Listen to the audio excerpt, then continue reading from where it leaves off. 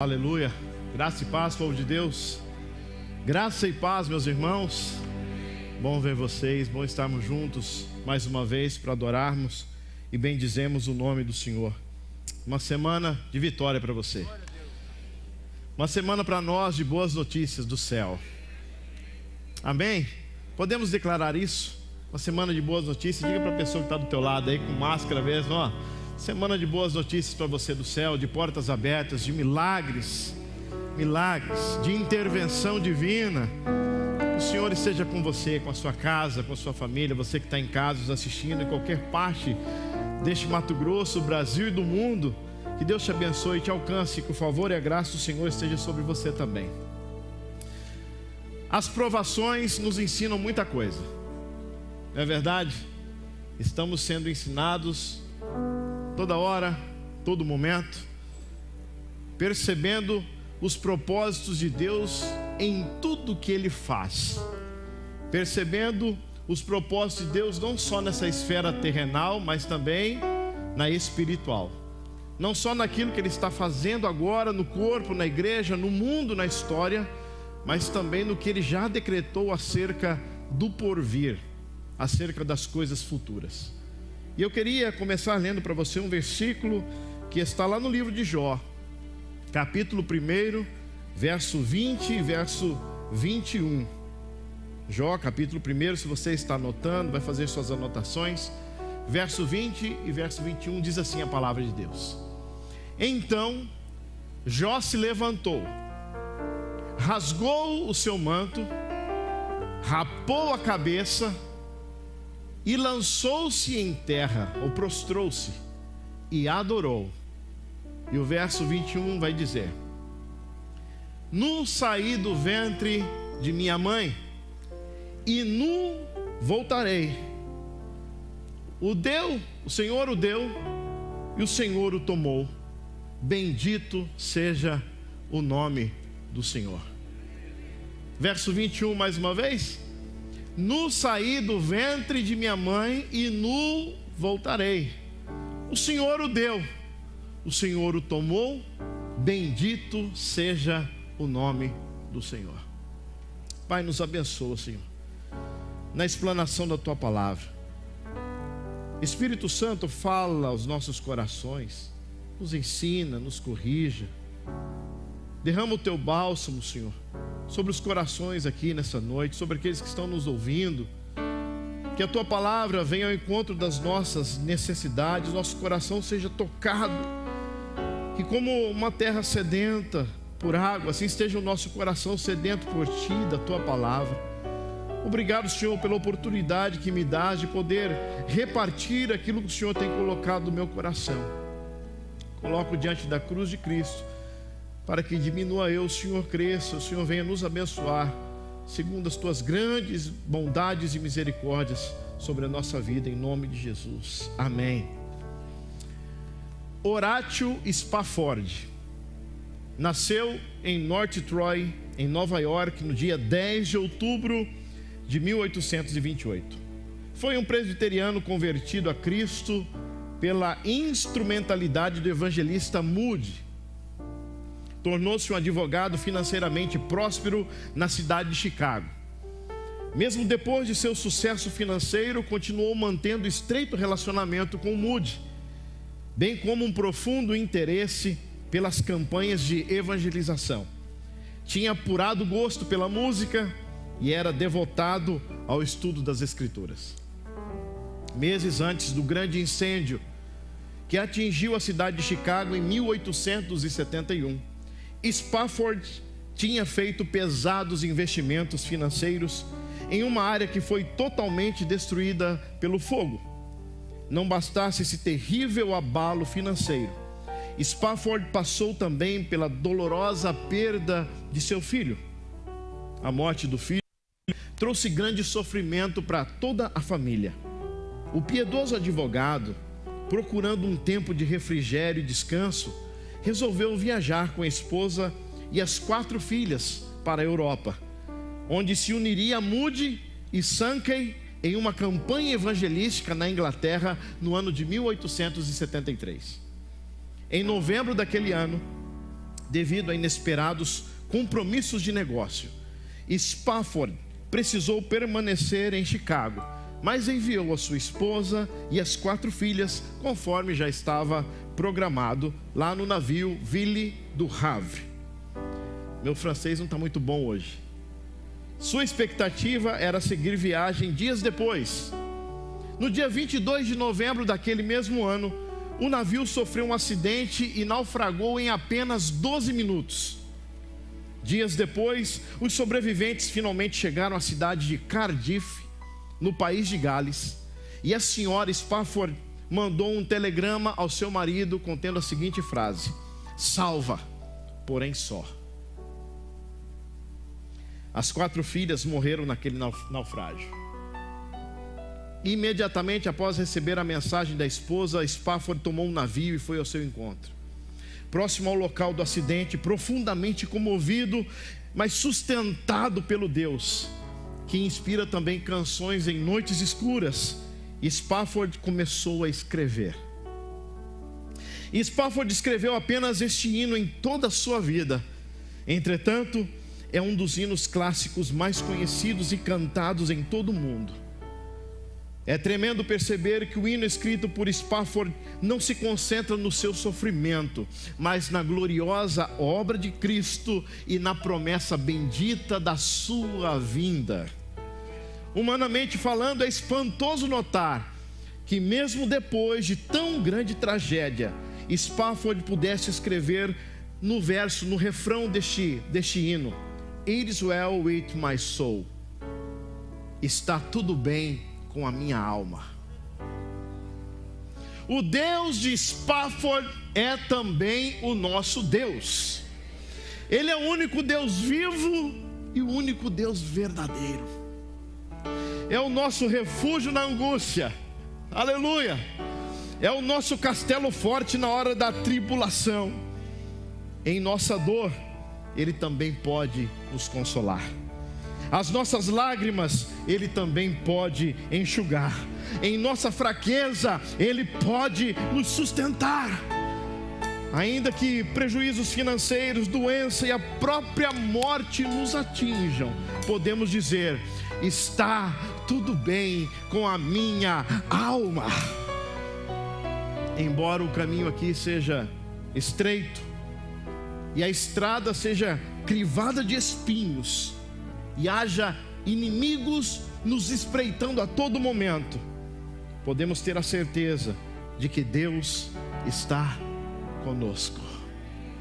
Foi Ele mesmo quem disse: estarei com vocês todos os dias até a consumação dos séculos.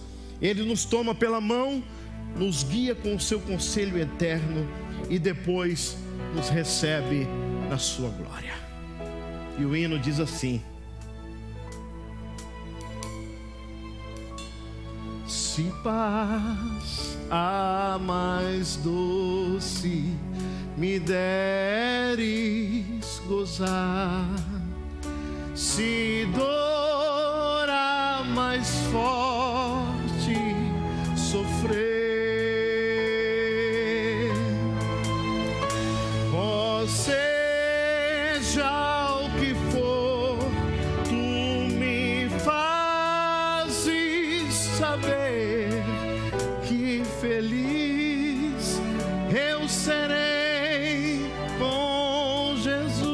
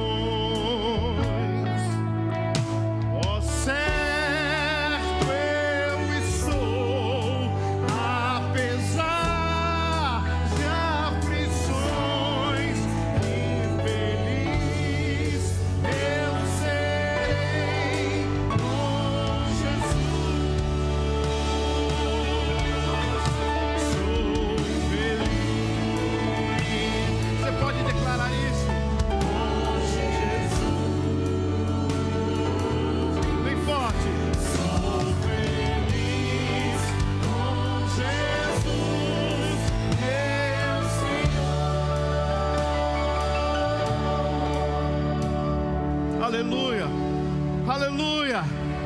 Vai tudo bem com a minha alma, vai tudo bem com a minha alma.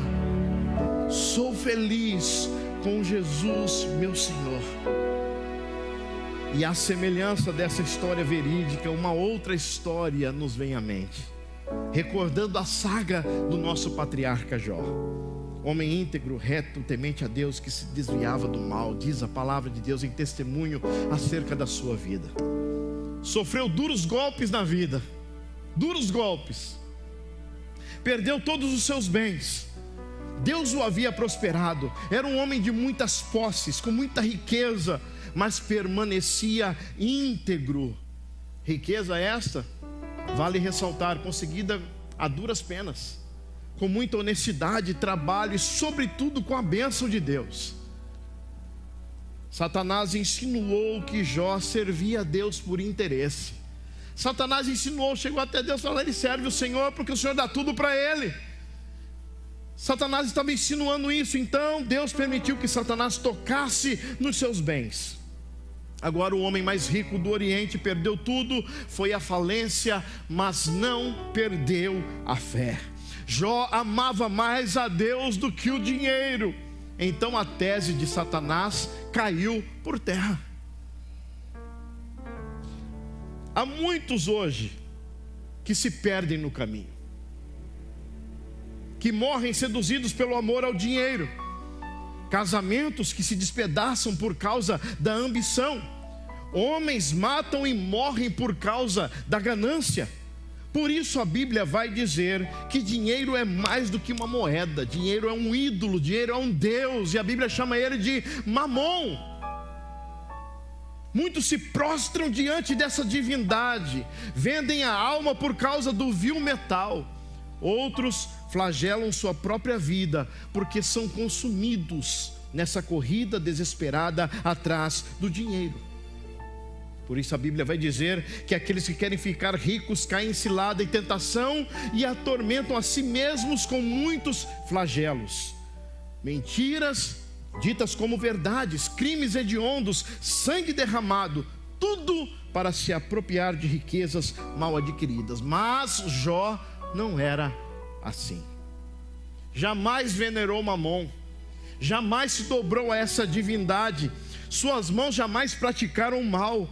E ainda assim, depois de perder os seus bens, a história diz que Jó também perde os seus filhos. Foi num único dia, um só acidente matou os seus 10 filhos. Pai exemplar, orava pelos filhos, se consagrava pelos filhos, estava preocupado pela vida espiritual dos seus filhos. E após a dor da falência, acredito, amados, que nada se compara a de amargar a dor de sepultar todos os seus filhos num único dia. Meu Deus, sua alma está triste. Mesmo assim ele não se revolta contra Deus. Antes ele se prostra, como lemos, e adora ao Senhor, dizendo: o Senhor o deu, o Senhor o tomou, bendito seja o nome do Senhor. Mas cá entre nós, é fácil permanecer de pé na hora da abastança, mas muitos estão se desmoronando na hora da escassez. Muitos estão com a sua fé abalada, porque criam de acordo com as circunstâncias. Sua fé era abalável, não inabalável. Cantamos louvores nos dias bons, mas estamos prontos a maldizer nos dias maus. Exaltamos a Deus nos dias cheios de saúde e vida, mas também murmuramos nos dias sombrios da enfermidade e do luto. Jó sabia que seus filhos eram presentes de Deus, que Deus era poderoso para dar a vida, e Ele era também soberano para tirá-la. E agora, mesmo triste e com muitas lágrimas, esse patriarca se prostra, não para mais nada senão levantar as mãos e adorar a Deus. E isso não foi tudo. ainda viria mais um duro golpe. Depois de perder todos os seus bens, perder todos os seus filhos, Jó também perde a sua saúde. Jó já havia provado o quanto amava a Deus. Jó já havia provado que ele amava a Deus mais do que dinheiro, mais do que os próprios filhos também. Mas Satanás insinua que ninguém ama mais a Deus do que a si mesmo. Então Satanás vai dizer: pele por pele, e tudo quanto o homem tem dará pela sua vida. Jó 2:4. Deus então dá permissão para ferir Jó, mas não para tirar-lhe a vida. Chegam momentos agora de muito sofrimento, tumores malignos em todo o seu corpo, pele necrosada, dor insuportável. A Bíblia diz que ele se rasgava, se coçava com os cacos de telha, os cães lambiam-lhe as feridas. Ainda nessa situação, Jó não blasfema. Ele levanta ao céu, irmãos, 16 vezes perguntas como essa: por que estou sofrendo? 16 vezes você vai ver no texto, no livro, na história, perguntas com esse tom: por que estou sofrendo? Por que a minha dor não cessa? Por que eu perdi os meus filhos? Por que eu não morri no ventre da minha mãe? Por que eu não morri ao nascer? Por que o Senhor não me mata de uma vez? Jó, na verdade, espreme toda a sua ferida, o pus da ferida diante de Deus, mas ele permanece íntegro, ele permanece reto, ele não blasfema contra o Senhor. Jó não sofreu como um estoico, ou como a filosofia grega do estoicismo ensina, mas ele abriu a boca, ele falou da sua dor, ele gritou, ele disse para Deus que estava sofrendo. Ele não reteve a sua dor, não reteve a dor da alma, mas abriu o seu coração, deixou vazar a dor, que como avalanche inundava a sua vida. Deus não o reprovou por isso. Pastor, é lícito reclamar com Deus? Você pode. Eu preciso de explicações, peça para Deus. Agora Ele é soberano para te responder ou não. Ele é soberano para contestar as suas perguntas ou não. Jó permanece íntegro. Deus não o reprovou pelo que ele disse, como não reprovou também muitos dos personagens bíblicos, como Davi, que também escreveu acerca dos seus sentimentos, que buscava explicações no vale do sofrimento. Ao contrário de muitos que se endurecem, se revoltam, abandonam a fé, viram as costas agora para Deus num gesto de rebelião. Ah, não fez, não respondeu. Jó fez diferente. Ele chorou, mas também adorou. Ele orou, e ele colocou também a sua dor na presença de Deus, buscando resposta e consolo.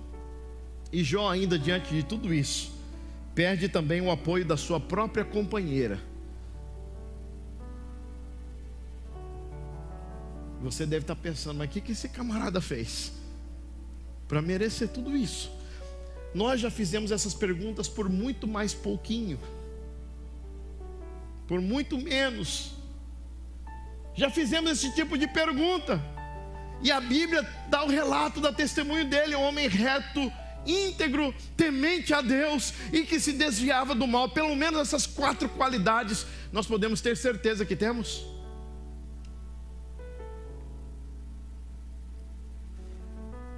A mulher de Jó não suportou a pressão. Ao ver tudo se desmoronando, crise financeira, perda dos filhos e agora a condição aflita e perturbadora do seu marido, ela agora cerra os punhos contra Deus, e cheia de mágoa, cheia de revolta, ela diz ao seu marido dessa forma: ainda conservas a tua integridade? Jó, amaldiçoa esse Deus e morre. E Jó prontamente responde: você fala como qualquer doida, você fala como uma louca, falas como uma nécia. Temos recebido o bem de Deus, e não receberíamos também o mal? E a Bíblia diz: em tudo isso não pecou Jó com os seus lábios. em tudo isso.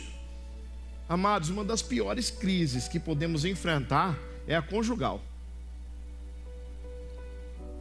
Talvez tenha aqui alguém passando por esse vale. É uma das piores crises nossas. Nenhuma área afeta tanto as nossas emoções como uma turbulência no casamento. Agora, depois que a crise bateu a porta de diversas maneiras, essa mulher, em vez de trazer alívio, de trazer conforto, ela também agora se torna uma flageladora da alma de Jó. Jó permanece com sua fé inabalável. Que homem especial! Que homem que nos ensina tanto nos momentos difíceis da vida. Como podemos aprender com Jó? Jó agora também perde a compreensão. Depois de tudo isso, perde também a compreensão dos seus amigos mais chegados. E a Bíblia vai relatar os 3 amigos de Jó, Elifaz, Bildade e Zofar. Vieram de longe e se condoeram com Jó durante uma semana, mas com o passar do tempo, se tornaram acusadores de Jó, dizendo que: ei Jó, talvez está te acontecendo porque você deve ter se enriquecido ilicitamente. Começaram a insinuar coisas. Começaram a falar que ele havia enriquecido desonestamente. Ei Jó, acho que você tem pecado moral aí, coisa que você não está confessando diante de Deus. E os seus amigos começaram a fazer isso. E se fosse contigo, meu irmão? E se fosse com você, acusado de delitos graves, sendo inocente? As críticas doem muito quando partem daqueles que deveriam estar ao nosso lado, e agora neste momento estão contra nós. As críticas nos ferem quando vêm daqueles que nos conhecem há tanto tempo. Se coloque nos sapatos de Jó por uns instantes. Calce os sapatos desse patriarca. Deus permite que passemos por várias situações para nos ensinar muitas coisas. E é verdade, irmãos, que estamos nos sentindo frágeis diante de tantas coisas que estão acontecendo ao nosso redor. É verdade. Mas será que também estamos lembrando, neste momento de fragilidade, nesse momento de dor, será que estamos lembrando nesse momento também de escassez, onde estão firmados os nossos pés? Eu vim aqui nessa noite para recordar a você sobre isso. Os teus pés estão firmados sobre a rocha, e é uma rocha que não se pode mover, é uma rocha inabalável, e ela se chama Jesus de Nazaré. Essa é a nossa rocha. Será que nós temos a consciência de que temos uma rocha debaixo dos nossos pés, uma rocha que não pode ser abalada de forma alguma? Tirou-me de um lago horrível, de um charco de lodo, pôs os meus pés sobre uma rocha e firmou os meus passos. Isso é o que Cristo já fez por nós. Mesmo sofrendo as intempéries dessa vida, isso é o que Ele já realizou por nós. Você pode não estar bem, mas precisa se sentir bem. Como isso, pastor? Eu não sei se eu estou bem agora. Pode ser que agora esteja acontecendo algo comigo, no meu corpo, eu não sei. Mas eu posso dizer para vocês aqui agora, eu me sinto bem. Eu posso não estar bem, mas eu me sinto bem. Por isso a Bíblia me ensina que nós devemos sempre dizer dessa forma: se Deus quiser, não só viveremos, como também faremos isto ou aquilo. Lembre-se, Cristo é a nossa rocha. E é a nossa rocha não só no porvir, meus amados, mas é a nossa rocha também agora, nesse momento da história. Você pode declarar comigo: Cristo é a minha rocha inabalável. Bem alto agora: Cristo é a minha rocha inabalável. Aleluia. A palavra de Deus sempre nos trará paz e alegria inabaláveis, seja nos melhores ou nos piores momentos da nossa vida. Aprendamos o segredo do texto de Paulo aos Coríntios, na segunda carta aos Coríntios, capítulo 6, verso 10. Olha o que está escrito. Leia comigo aí, bem forte. 2 Coríntios 6, 10. Só a primeira parte. 1, 2, 3. Não saiu aqui no telão. Estou falando sozinho. Não tem no telão. Não está saindo, está com problema. A primeira parte diz assim: entristecidos, vírgula, mas sempre alegres. 2 Coríntios 6,10, marca aí na sua Bíblia, é para essa semana, é para o resto do ano. Entristecidos, vírgula, mas sempre alegres. Meu Deus, posso não estar bem, mas eu me sinto bem. Eu tenho uma rocha inabalável. Irmãos, é ter a certeza que a soberania que poderia parar a crise do coronavírus, ainda que não o faça, é a mesma soberania que sustenta a minha alma durante esse tempo de tribulação. Jó aprendeu por meio de uma difícil experiência. E ele diz lá no final da 42:2 de Jó: bem sei que tudo podes, e nenhum dos teus planos pode ser frustrado. O salmista também afirmou isso, dizendo: tudo quanto aprouve ao Senhor, Ele o fez, nos céus e na terra, no mar e em todos os abismos. O Senhor reina soberano. O apóstolo Paulo também confirma em Efésios 1, verso 11: Ele faz todas as coisas conforme o conselho da sua vontade. Pode glorificar o nome do Senhor. Aleluia, aleluia, aleluia. Pode aplaudir o Senhor. Aleluia. Irmãos, a sabedoria que governa até mesmo uma doença como esta, ou qualquer coisa que nos coloque em risco, aprenda, é a mesma soberania que nos sustenta na perda, como sustentou a Jó. Na perda dos bens, na perda dos filhos, das posses, dos amigos. Estava só, mas tinha Deus. Estava só, mas estava em Cristo. Sofrendo, mas firme na rocha, inabalável. E assim devemos permanecer. Satanás não reina como Deus reina. Doenças, perigos de morte, destinos ou acaso não tem a última palavra sobre a nossa vida. Sabe qual é a boa notícia de tudo isso? O Deus que reina soberano é eterno, justo e bom. E Ele também já orquestrou e já intentou todas as coisas para que termine em bem, em bênção para a minha e para a sua vida. Você crê? Você crê? Você pode celebrar por essa palavra.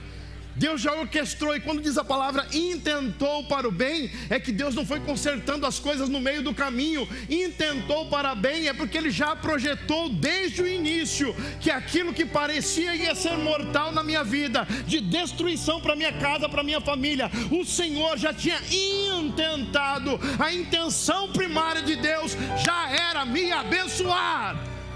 Aleluia, glória a Deus. Portanto, se vivemos, para o Senhor vivemos. Se morremos, para o Senhor morremos. De sorte que, ou vivamos ou morramos, somos do Senhor. Aleluia, aleluia.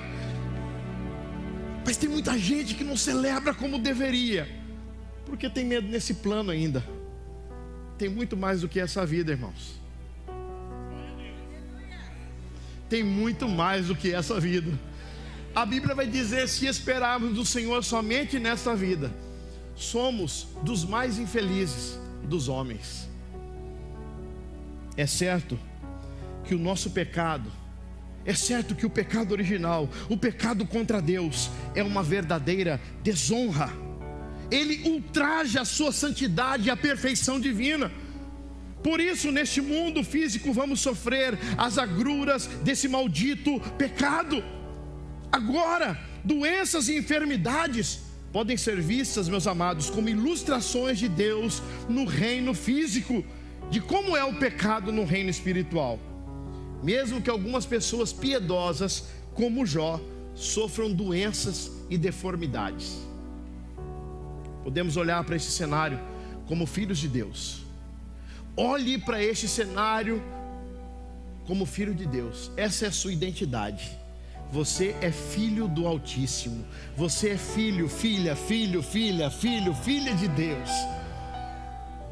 Olhe para este cenário como filhos de Deus. Então isso que sobrevém a nós não é punição. Não é punição. Mas é um meio até de purificação. Por quê? Juízo divino para os que são da casa de Deus não é punição, não é condenação, como afirma Romanos 8. Nenhuma condenação há para os que estão em Cristo. Não tem mais condenação para nós. Deus está mandando isso para condenar. Não, pode ser uma disciplina, pode ser um monte de coisa, mas condenação não é. Para os que temem a Deus, não. O que estamos vivendo nos dias atuais pode ter nos tirado a liberdade de locomover-nos, não é verdade? Afetou nossas atividades comerciais. E como? E até a nossa relação uns com os outros, até o face a face, ficou mais difícil. Isso tira a nossa segurança, isso tira o nosso conforto. E em última instância, irmãos, pode tirar até a nossa vida. Deus, através da história e através do seu Filho, continua nos oferecendo escape e nos instigando a confiar nele sempre, sempre, sempre. Deixemos de confiar em nós mesmos. Vai dizer Provérbios: não se estribe no vosso próprio entendimento. Confia no Senhor. Confia no Senhor. Deus pode todas as coisas. E no final de tudo, Deus restaurou a sorte de Jó, quando este orava pelos seus amigos, e devolveu-lhe tudo em dobro do que antes possuía. Depois você lê e perceba o que tinha Jó, quem era Jó. Jó saiu daquela arena de provas mais perto de Deus, mais fortalecido na sua fé. E que essa palavra nessa noite te fortaleça, te anime, te revigore, te encha de coragem e ousadia. Que como Jó, que pôde certamente contar a semelhança de Horatio Spafford, vai tudo bem com a minha alma. E o restante da canção vai dizer: meu triste pecado por meu Salvador foi pago de modo cabal. Valeu do Senhor, valeu.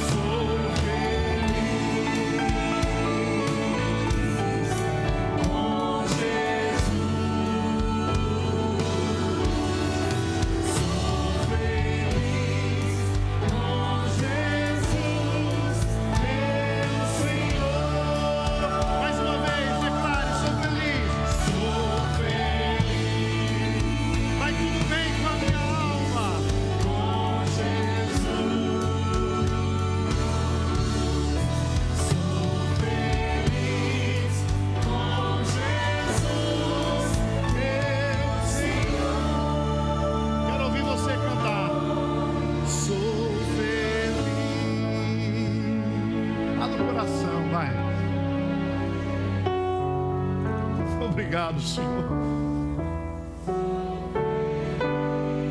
Aleluia.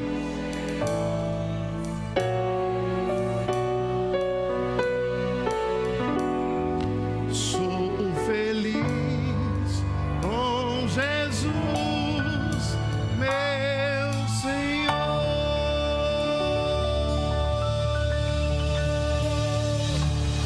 Obrigado, Senhor. Tua presença, tua paz, teu consolo, tua misericórdia, tua bondade, o teu favor. Aleluia, aleluia, aleluia. Dá 5 minutos para terminar. Uma síntese de um livro em PDF que foi distribuído gratuitamente, mundialmente, pelo John Piper, com o nome Coronavírus e Cristo. Leia ele. Faça dessa semana o seu devocional. Para os que estão assistindo, tem um link aí na página do YouTube. Se você quiser pedir o livro agora no WhatsApp da igreja, já pode te mandar em PDF. Você vai poder chegar em casa, baixar e ler. E a síntese do livro: Deus está dando ao mundo, no surto do coronavírus, assim como em todas as outras calamidades, uma ilustração física do horror moral e da feiura espiritual do desdenhoso pecado. Resposta número 2 a essa pandemia: algumas pessoas serão infectadas com o coronavírus como um julgamento específico de Deus, por causa das suas atitudes e ações pecaminosas. Isso estranha muita gente. Portanto, o coronavírus nunca é de forma simplista um castigo a qualquer pessoa. O cristão mais amoroso, cheio do Espírito, cujos pecados foram perdoados por meio de Cristo, pode morrer da doença do coronavírus. Mas é apropriado que todos nós sondemos nosso próprio coração, para discernir se nosso sofrimento é o juízo de Deus sobre a maneira como estamos vivendo. 3. O coronavírus é um alerta de Deus para estarmos prontos para a segunda vinda de Cristo. É um alerta, já deu muitos alertas, mais um. Um alerta de Deus para estarmos prontos para a segunda vinda de Cristo. O sofrimento tem a intenção de mostrar-nos a realidade do céu, do porvir, novo céu, nova terra, novo corpo transformado, glorificado. Não tem mais doença, não tem mais morte, não tem mais choro, não tem mais tristeza. Está mostrando para a gente: isso vai terminar. Se preparem, eu estou vindo buscar a minha igreja. Se preparem, se preparem, se preparem. É mais um alerta de Deus para nós. O coronavírus é a chamada estrondosa de Deus para nos arrependermos e realinharmos as nossas vidas ao valor infinito de Deus. Se você não mudou hábitos, não aconteceu nada na sua vida de positivo, de benfeitoria espiritual na sua vida, preste atenção: não é falta de tempo, é falta de propósito. Cuidado, cuidado, que você não esteja apático, insensível a esse momento. Ele chama o mundo ao arrependimento enquanto há tempo. A porta da graça está aberta. Venha para Cristo, arrependa-se dos seus pecados, mude de vida. Deixa Jesus entrar no seu coração. Pare de brincar de ser crente, viva a vida com Deus. Viva a sua fé em Cristo. Não é uma mudança superficial de opinião. Jesus está nos chamando a arrependimento genuíno enquanto há tempo. Isso é profunda transformação, para que percebamos e valorizemos Deus e Jesus por quem realmente são. O coronavírus é a convocação de Deus a seu povo para superar a autocomiseração e o medo, e com alegria corajosa fazer as boas obras do amor que glorificam a Deus. O cenário de Mateus capítulo 5 era perseguição e não doença, mas o princípio de Mateus 5 é o mesmo princípio que se aplica agora: ações de amor no contexto de perigo. Já falou de Cristo para alguém? Já externou o amor de Jesus por alguém que está desesperado? já aproveitou essa oportunidade para lançar a semente do Evangelho, já aproveitou essa oportunidade para colocar a boca no trombone e falar das boas novas. Deus chama a mim e a você para sermos sal da terra e luz do mundo. Tem muita gente por aí desesperada, ansiosa, nervosa, perturbada.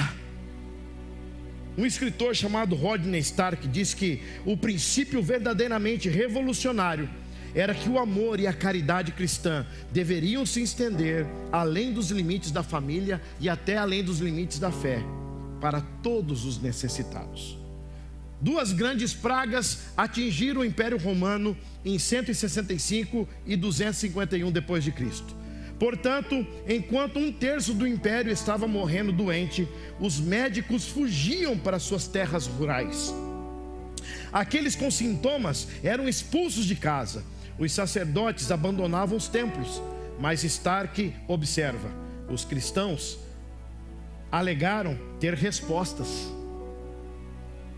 Os cristãos alegaram ter respostas. E acima de tudo, tomaram ações apropriadas. Que respostas eram essas? As respostas incluíram o perdão dos pecados por meio de Cristo e a esperança da vida eterna além da morte. Essa foi uma mensagem preciosa em uma época de desamparo médico e completa desesperança. Portanto, as boas obras do povo de Deus incluirão orações pela cura dos enfermos e para que Deus retenha sua mão, reverta a pandemia, providenciando cura, auxílio necessário vamos prestar às pessoas, ainda que entendamos que isso seja um juízo divino. A igreja precisa continuar a sua missão, e eu e você não vamos falhar nela. Deus está te levantando nessa hora. Deus está te levantando nessa hora. Seja a bandeira de Deus nessa hora. Seja um exército do Senhor que se levanta para propagar as boas novas. Encerro através do coronavírus. Deus está desprendendo as raízes dos cristãos acomodados em todo o mundo, para libertá-los para algo novo e radical, e enviá-los com o Evangelho de Cristo aos povos não alcançados do mundo. Assim como Deus moveu o seu povo de Jerusalém para a Judéia, Samaria e até os confins da terra. Sabe como que Deus fez isso? Através da perseguição. Depois que Estevão morreu, a igreja começou uma perseguição na igreja, nunca havia tido. E aí os crentes, e nessa perseguição levaram a mensagem do Evangelho. Foi com muito martírio e perseguição. Naqueles momentos eles não podiam entender, como muitos de nós já estamos entendendo muita coisa, mas tinha um propósito a longo prazo, do qual eu e você nos beneficiamos hoje. O Evangelho chegou até nós. Foi por causa daquela perseguição, foi por causa daquele martírio, foi por causa daquelas provações. Que Deus te abençoe, meu irmão. Deus abençoe a sua casa, a sua vida, a sua família. Que nos momentos bons e ruins possamos não somente nos ater à realidade que está à nossa volta. Não estamos isentos disso. Não estamos querendo não ver a realidade. Não, ela está aí. Vamos nos ater à realidade à nossa volta, mas percebemos, com a ajuda do Espírito Santo, o propósito maior de Deus em tudo que estamos vivendo e em tudo que estamos enfrentando. No nome de Jesus. Pai, eu oro por todos nós aqui. Oro também pelos aflitos, para que encontrem descanso, alívio, refrigério na alma. Rogamos ao bom pastor nessa hora. Te peço também, Senhor, por aqueles que estão com preocupações até exacerbadas, além do normal. Traga calma, traga esperança, renove a confiança. Traga também, Senhor, avivamento genuíno, para que possamos te adorar em todo o tempo, com uma fé inabalável, sabendo que os nossos pés estão firmes sobre a rocha. Pai, alinha o nosso coração ao teu propósito, para entender a realidade. Traga cura em meio a tantas moléstias, doenças que afetam não só os teus filhos em todo o mundo, mas também todas as tuas criaturas, Senhor. Oramos por recuperação daqueles que estão em quarentena. Nos dê esperança, Senhor.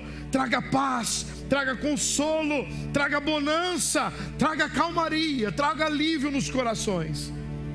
Faz o Senhor desfrutar da sua presença em meio à tormenta. Que possamos nos sentir bem, apesar de não estarmos bem.